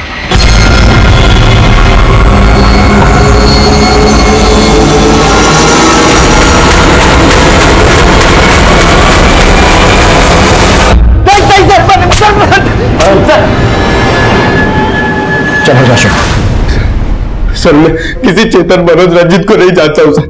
लेकिन हम तुझे जान गए। पिछले 1 साल से रश्मि का पीछा कर रहा था। अब अगर एक भी छूट बना ना तो हमसे पीछा नहीं छुड़ा पाएगा। मैंने सर रश्मि के साथ कुछ भी नहीं किया सर। सर मैं तो रश्मि से प्यार करता था सर। सर 1 साल पहले हम लोग भाग के जा रहे थे सर। हमने प्लान भी बना लिया था, लेकिन सर मेरे पेरेंट्स की वजह से मैं नहीं जा पाया था सर। और इसी वजह से सर रश्मि मुझसे नाराज थी सर। मैं तो सिर्फ रश्मि को मनाने की कोशिश कर रहा था सर। वो नहीं मानी तो उसके साथ ये कांड कर दिया। अभी बोल, तेरे इस कांड में उन 3 लड़कों का क्या रोल था? सर मैं नहीं जानता हूँ सर। मैं किसी लड़के को नहीं पहचानता हूँ सर। सर मुझे लगता है सर इसमें उस विजय का हाथ होगा सर। विजय सर वो लड़का कम नहीं था सर, 1 साल से रश्मि को जबरदस्ती लाइन मारने की कोशिश कर रहा था। रश्मि प्लीज मेरी बात तो सुन लो। मुझे तुमसे कोई बात नहीं करनी है। क्यों बात नहीं करनी है? आदित्य मुझे कोई बात परेशान करता है इसको, है कौन तू? लेकिन तुम्हें बार बार परेशान करता है ये। तुम्हारा इरादा भी जानती हूँ मैं। अगर ये मेरा पीछा कर रहा था तो तुम क्या कर रहे थे यहाँ पे? दोनों बख्श दो मुझे, यूँ आगे पीछे बनवाना बंद करो। सर जितना मैं रश्मि को जानता हूँ सर, वो सुसाइड नहीं कर सकती। वो लड़के, वो लेटर सब में विजय का हाथ होगा सर। कहानी अच्छी है तेरी, लेकिन तेरी इस कहानी का खलनायक तू है कि विजय, ये हम तुझे बताएंगे।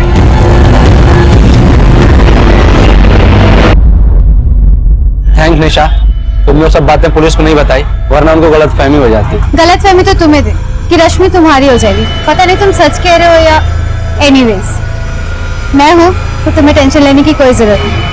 I am always with you.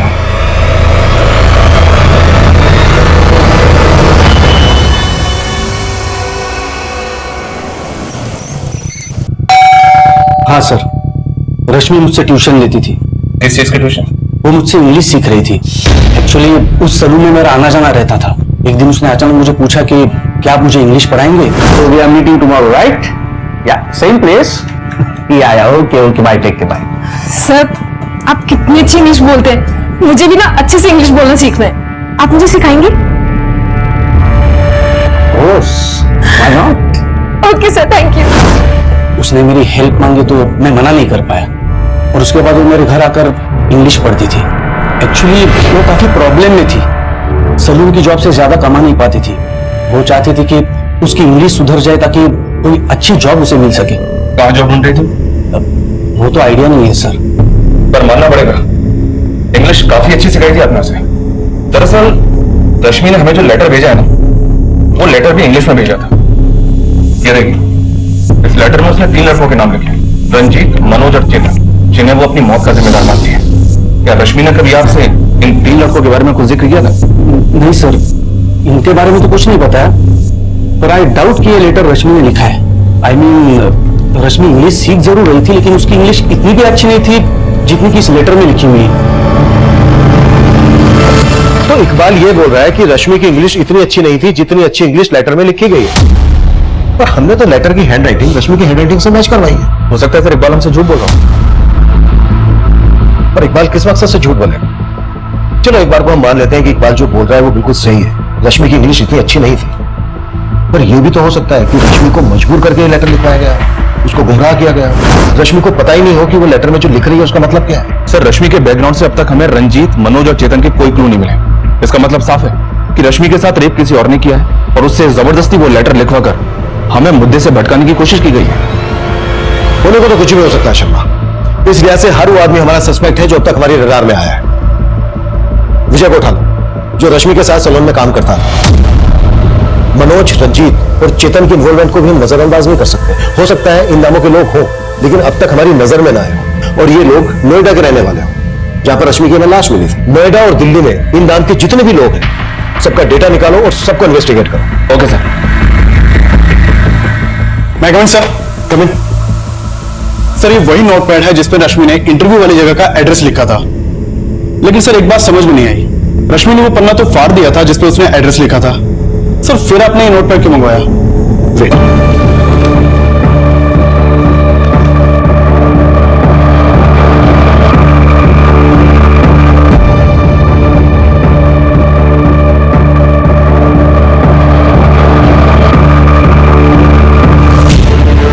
Prashant tower, Vasant Kunj, C block. अब समझ में आया नोट पर मैंने क्यों मंगवाया था?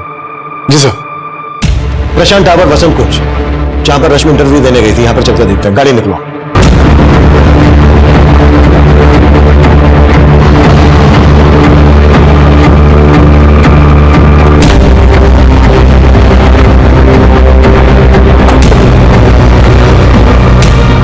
सर ये प्रशांत टावर तो अंडर कंस्ट्रक्शन साइट है, यहाँ कोई इंटरव्यू के लिए कैसे आ सकता है?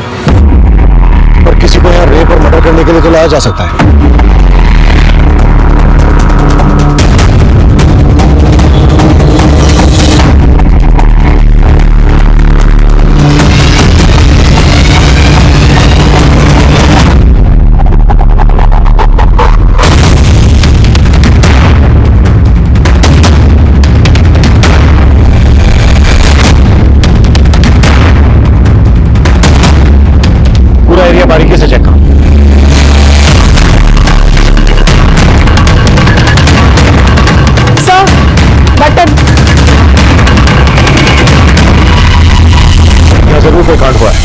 अभिषेक सर, फॉरेंसिक टीम बुलाओ तुरंत और पता करो ये जगह किसकी है और यहाँ किन किन लोगों का आना जाना है। सर।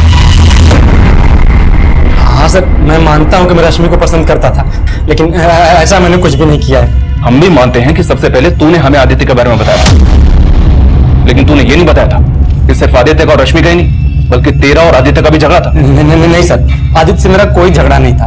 मैं उस लड़के से सिर्फ रश्मि को प्रोटेक्ट करने की कोशिश करता था। लेकिन अब तुझे हमसे कोई प्रोटेक्ट नहीं कर पाएगा। देख बेटा, बोल दे, रश्मि ने वो सुसाइड लेटर क्यों लिखा था और लेटर में लिखे रंजीत, मनोज और चेतन के साथ तेरा क्या कनेक्शन है? चल बोल। भगवान कसम सर, मेरा किसी के साथ कोई कनेक्शन नहीं, लेकिन हाँ, रंजीत नाम के एक आदमी को मैं जानता हूँ, इसे रश्मि भी जानती थी। किसकी बात कर रहे तुम? सर, हमारे सैलून के पास में रंजीत की शॉप है। उस रंजीत के बारे में तूने हमें पहले क्यों नहीं बताया? क्योंकि सर हम लोग उसे रिंकू नाम से बुलाते थे, लेकिन कल ही मुझे पता चला उसका पूरा नाम रंजीत है। सर, ये पास की बिल्डिंग का गार्ड है। इसका कहना है कुछ दिन पहले इस बिल्डिंग में एक सिक्योरिटी गार्ड ड्यूटी पर था। हाँ साहब, सुनील नाम है साहब उसका। कई दिनों से वो दिखाई भी नहीं दे रहा। मैंने उसको फोन भी लगाया, लेकिन फोन बंद आ रहा है साहब। उस गार्ड का नंबर ले लो इससे। अभिषेक सर, उस गार्ड सुनील की कुंडली निकालो। वो कहाँ का है, कहाँ गायब है? हो सकता है यहाँ हुए कांड में उसका हाथ हो, इसलिए गायब है। सर, अबे जो पूछा उसका जवाब दे, बोल। साहब, मेरा नाम रंजीत है, तो क्या मैं क्रिमिनल हो गया? साहब, वो लड़का मुझे बेकार में ही फंसा रहा है। उसको जाने दे। तू ये बता कि मनोज और चेतन से तेरा क्या कनेक्शन है? क्या लगते हैं तेरे? हाँ? सर, मनोज तो मेरे मामा का नाम है, और जैसा आप सोच रहे हैं वैसा कुछ भी नहीं है। अगर कुछ नहीं है तो ठीक है, लेकिन हमें बाद में पता चला ना कि तूने अपने मामा और किसी चेतन के साथ मिलकर कांड किया है, तो फिर बोलने के लायक नहीं रहेगा। वो कुटाई होगी तेरी। अरे भैया जी, कैसे भी करके कल का टिकट करवा दीजिए, चाहे 2-3 हजार ज्यादा ले लेना, पर टिकट जरूर करवाओ। हाँ, पापा कहाँ जा रहे हैं? कुछ दिन और रुक जाइए ना। नहीं बेटा, अब मेरा यहाँ से जाना ही सही है, पर मुझे इस बात की खुशी है कि तुमने रश्मि की बातों को भुला दिया। अरे छोड़िए पापा जी इस बात, जो हुआ सो हुआ, भूल जाइए।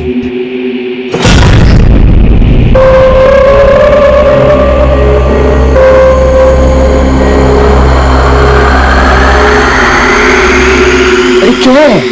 क्या है तुम्हारी माँ यार? जब वो घूरती रहती है। सच बता रहा हूँ, अगर मेरा दिमाग खराब हो गया तो कसम से बता रहा हूँ। क्या खराब हो जाएगा तुम्हारा दिमाग? क्या खराब हो जाएगा?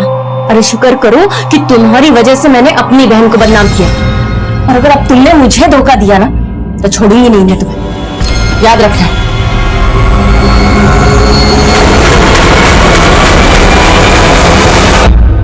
सर, प्रशांत टावर के सिक्योरिटी गार्ड सुनील की फोटो है। सर, सुनील के मोबाइल नंबर के सर्विस प्रोवाइडर से इसका फोटो मिला है। सुनील गोविंदपुरी का रहने वाला, लेकिन इसके घर पे ताला लगा है और पिछले 1 हफ्ते से इसका नंबर भी बंद है। सर, सुनील के कॉल रिकॉर्ड में किसी मनोज, चेतन या रंजीत का नंबर नहीं मिला। ये बिना किसी वजह के तो गायब होगा नहीं। इस सुनील का लुकआउट नोटिस जारी करो और इसका पूरा बैकग्राउंड खंगालो।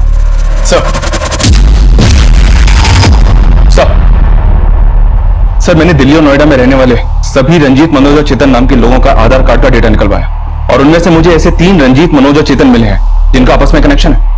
ये देखिए सर।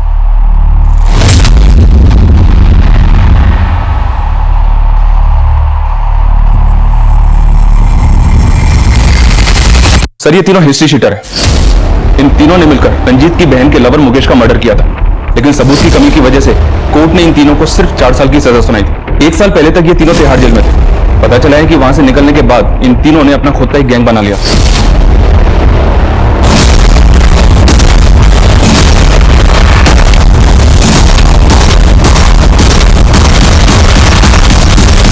सर, ये तीनों इलीगल आर्म्स डीलिंग के धंधे से जुड़े हैं। नोएडा, गाजियाबाद और मेरठ में अपना धंधा करते हैं और काफी टाइम से अंडरग्राउंड है। और रश्मि की लाश मिली थी हमें नोएडा में। हो सकता है इन तीनों की रश्मि पर गंदी नजर रही हो और इन तीनों ने ही रश्मि का रेप किया हो। अपने खबरियों को अलर्ट करो, इन तीनों की एक-एक डिटेल निकालो। ये तीनों मुझे जल्द से जल्द अंदर चाहिए। Okay sir. भैया कहीं सर? सर, अभी रश्मि की माँ का फोन आया था। उसने रश्मि के जीवन से जुड़ी कई बातें बताई। हमने उसकी कॉल डिटेल्स चेक की, उसमें 2 से 3 प्रोस्टिट्यूट के नंबर्स भी मिले हैं। अरे साहब, मैंने किया क्या था? मुझे मार करेगा। आखिर मैंने किया क्या साहब? सब बता था। इस बात का अंदाजा मैं पहले से ही था कि रश्मि के ऊपर तेरी बुरी नजर होगी। तेरी बीवी और ससुर ने तेरे पक्ष में बोला, लेकिन रश्मि की मां ने हमें सब कुछ बता दिया, सब कुछ। अरे सर, वो अपनी बेटी की प्यार में पागल है सर। उसे नहीं पता रश्मि कैसी थी। तेरा कैरेक्टर भी पता चल गया हमें। बीवी के होते हुए प्रोस्टिट्यूट के पास जाता है। तेरे कॉल रिकॉर्ड से पता किया हमने। अगर तूने और झूठ बोला ना तो उल्टा लटका के मारूंगा तुझे। सर मैं मानता हूँ कि रश्मि मुझे पसंद थी और उस दिन मैंने रश्मि के साथ। जीजू आपकी कॉफी।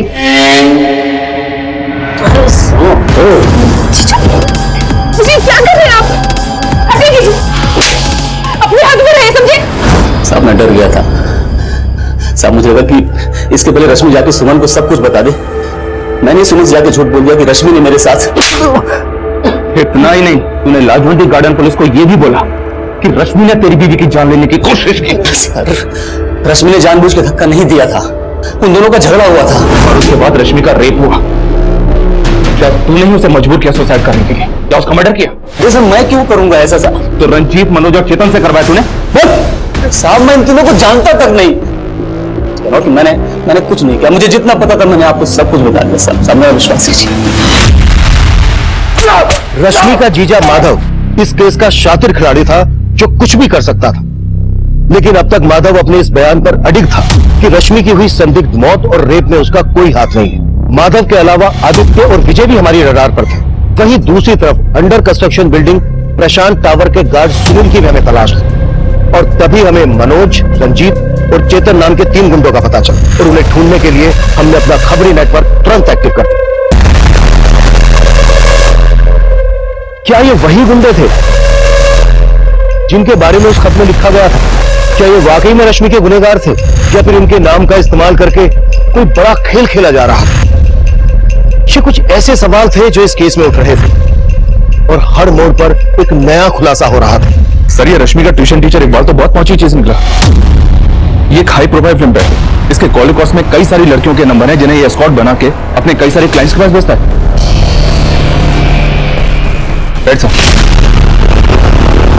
सर आपको जरूर कोई गलत फहमी हुई, ये सब काम मैं नहीं करता हूँ। तू जो करता है ना बेटा, उसके पक्के सबूत जुटा लिए हमने। जो लड़कियां तू तेरे क्लाइंट्स के पास भेजता ना एस्कॉर्ट बना के, उनके बयान भी लिए हमने।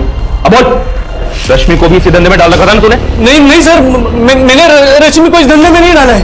लेकिन ये बात सच है कि रश्मि को एस्कॉर्ट बनाने के लिए मैं उसे इंग्लिश की ट्रेनिंग दे रहा था। वो काफी एम्बिशियस थी और दिखने में भी अच्छी थी। तो जब उसने मुझसे इंग्लिश सिखाने के लिए कहा तो मैंने सोचा कि मैं उसे आसानी से ट्रैप कर सकता हूँ। लेकिन सर मैंने रश्मि के साथ कुछ नहीं किया है सर। तूने कहा था कि वो लेटर भी रश्मि ने नहीं लिखा था, लेकिन उस लेटर पे जो हैंडराइटिंग है ना, वो रश्मि के हैंडराइटिंग से मैच करता है। कहीं ऐसा तो नहीं कि इंग्लिश सिखाने के बहाने तूने ही रश्मि से वो लेटर लिखवाया और बाद में उसको? नहीं सर, मैं अभी भी यही कहूंगा कि इतनी अच्छी इंग्लिश में रश्मि लेटर नहीं लिख सकती है और ना ही मैंने उससे वो लेटर लिखवाया और ना ही मैंने रश्मि के साथ कुछ किया है सर। साहब मेरी बात तो सुनिए। ये इकबाल एस्कॉर्ट सप्लाई का काम करता है। इसका मनोज, रंजीत और चेतन से पक्का कनेक्शन हो और आई एम श्योर रश्मि को जॉब इंटरव्यू का झांसा देकर किसी ने बुलाया जहां पर मनोज, रंजीत और चेतन ने रश्मि का रेप किया है। इतनी आसानी से नहीं बनेगा, तबीयत से कुटाई करो उसकी। ओके हाँ अभिषेक। तो प्रशांत टावर के गार्ड सुनील का एक गांव वाला खानपुर में रह सकता है। हो सकता है सुनील वहां मिल जाए। उठा लाओ।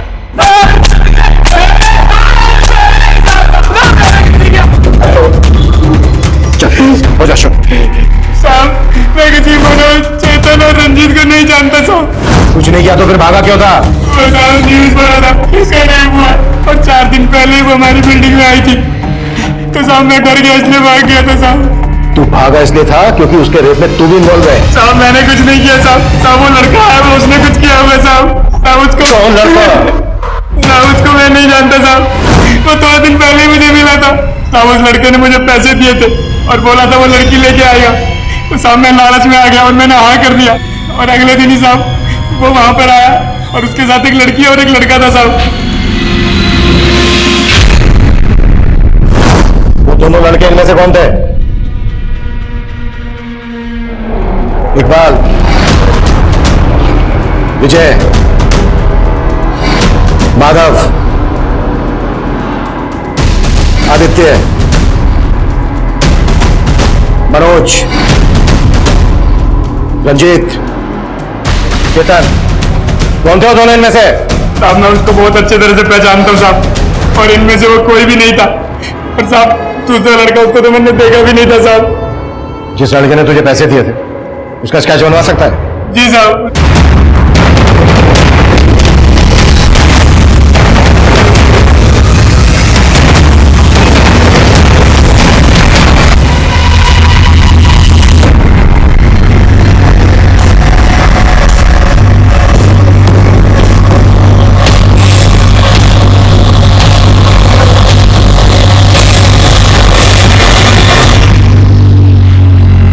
इस केस में एक के बाद एक नया चेहरा सामने आ रहा है। समझ में नहीं आ रहा है कि रश्मि इस आदमी के साथ प्रशांत टावर में गई क्यों?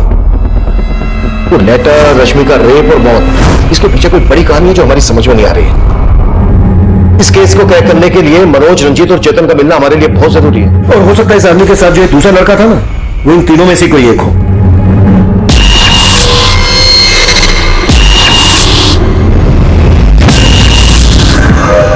बोल भाई, अभी क्या करने का है? एक काम करते हैं, दोनों अंडरग्राउंड हो जाता है और जब तक मामला शांत नहीं हो जाता कोई भी बाहर नहीं आएगा। सर, खबरियों से रंजीत, मनोज और चेतन के ठिकाने के बारे में एक इन्फॉर्मेशन मिली है। फील्डिंग लगा दो शर्मा, तीनों बचने नहीं चाहिए। ठीक है सर।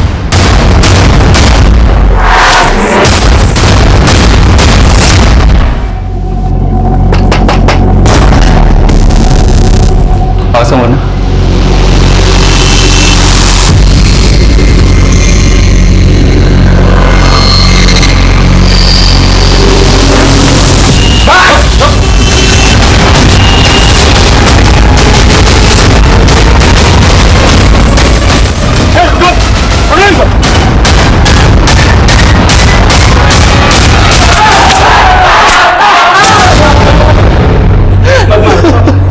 साहब, हम मान रहे 2 नंबर के काम करते हैं, लेकिन हमने किसी रश्मि को नहीं मारा।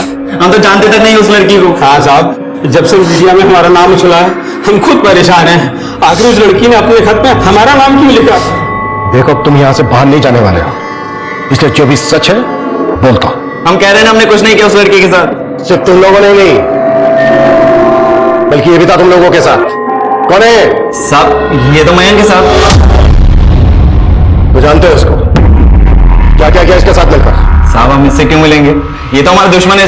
हाँ साहब, इसके साथ तो हमारा 36 का आंकड़ा है। पक्का इसी ने हमारा नाम उछाला होगा इस केस में। जब तक ये सच ना हुआ तब ये ऐसे स्ट्राइक करेंगे।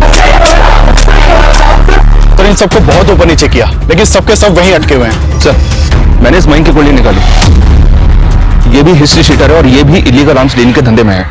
और ये भी सच है सर कि मयंक इन तीनों का कट्टर दुश्मन है। Police control room. हाँ जी, बोलिए।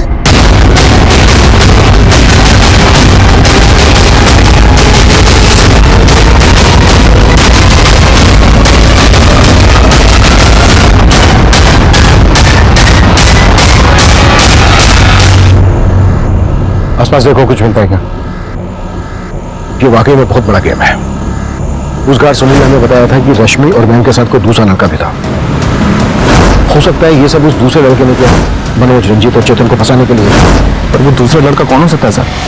इकबाल, विजय, माधव और आदित्य हमारे सस्पेक्ट हैं। हो सकता है वो इन्हीं में से कोई हो, या फिर मनोज, रंजीत और चेतन ने हमें यहां भेजकर कोई चाल चली है।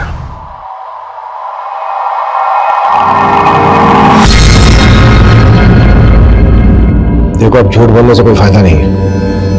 हमें पता चल गया तुमने अपने भाई नवीन के साथ मिलकर यह कांड किया है। लेके आओ।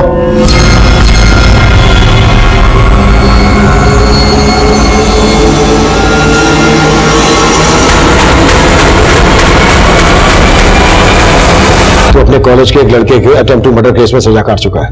हमें जहां मयंक की लाश मिली वहां तेरा फोन एक्टिव था। अब तू ये बोल, तूने ये क्यों और किस मकसद से किया?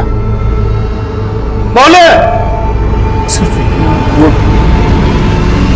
जब मैं जेल में अपनी सजा काट रहा था तो उसी वक्त रंजीत, मनोज और चेतन भी अपनी सजा काट रहे थे। अबे घबराता क्यों है? हम तो तेरे अपने हैं राजा। सर, मैंने कई बार जेल में उनकी शिकायत भी की, लेकिन वो तीनों किसी से मिल रहे थे। उन्होंने मेरा वहां पे जीना नर्क से भी बदतर कर दिया था। मेरे रिहा होने से 6 महीने पहले ही वो लोग रिहा हो गए थे। उसके बाद भी उनकी ज्यादतियां मुझे सोने नहीं देती थी। मैं उनसे बदला लेना चाहता था, लेकिन कैसे ये मेरी समझ में नहीं आ रहा था। जब मुझे पता चला कि मयंक नाम के क्रिमिनल के साथ उनका 36 का आंकड़ा है तो मैं मयंक से मिला। तो उन भूतनी वालों ने तेरा रेपा? तू भी बदला लेना चाहता है ना उनसे, तो हाथ क्यों मिला लेता मेरे से? हाथ मिला के क्या करेगा? क्या उखाड़ लेगा तू उनका? एक प्लान है मेरे पास सर। मैं उनको रेप केस में अंदर करवाना चाहता था ताकि वो लोग भी वही टॉर्चर सहन करें जो उन्होंने मेरे साथ किया था। सर, रश्मि निशा की दोस्त थी। मैं जब भी रश्मि को मिलती निशा के साथ तो वो उसको अपने प्रॉब्लम शेयर किया करती थी। वो अपनी जीजा और एक्स बॉयफ्रेंड से तंग आ चुकी थी और वो एक नई जॉब के लिए भी डेस्परेट थी ताकि वो अपनी बड़ी बहन और जीजा का घर छोड़कर जा सके और अलग रह सके। और इसी चीज का सर हमने फायदा उठाया। मैंने सुकन्या से उसका नंबर लिया और उसे कॉल की और सर मैंने उससे कहा कि मैं एक रियल एस्टेट कंपनी में मैनेजर हूँ और हमें एक एग्जीक्यूटिव की तलाश है जो हमारे क्लाइंट्स को फ्लैट्स वगैरह दिखा सके। सर फिर इंटरव्यू के बाद डेमो के बहाने हम उसे प्रशांत टावर ले गए। सर कंस्ट्रक्शन 6 महीने में कंप्लीट हो जाएगा और फिर उसके बाद आपको पोजीशन मिल जाएगा। वाह, गुड रश्मि। लेकिन तुमने तो कहा था कि तुम्हें इंग्लिश में बात करनी नहीं आती। सर सच बताऊं तो मुझे इंग्लिश अच्छे से नहीं आती है, लेकिन अभी मैं सीख रही हूँ। इंग्लिश में लिख तो सकती हो ना? जी सर। रश्मि ये लेटर लिखो और उसे मिसगाइड करके उससे वो लेटर लिखवाया।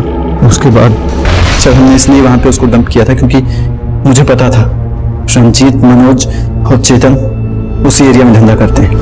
और फिर सुकन्या ने वो लेटर पोस्ट कर दिया। प्रशांत टावर में हमें शराब की कुछ खाली बोतलें और कॉन्डम्स के पैकेट मिले। वो वहां कैसे पहुंचे? वो मुझे नहीं पता सर, क्योंकि जब हम वहां पहुंचे तो वो चीजें वहां पर पहले से ही थी।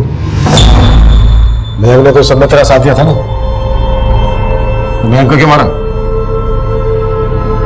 सर क्योंकि आप लोग उसके पीछे पड़ गए थे और मुझे डर था कि अगर वो पकड़ा जाता तो फिर हम दोनों भी फंस जाते, इसलिए मैंने मयंक को मार दिया सर।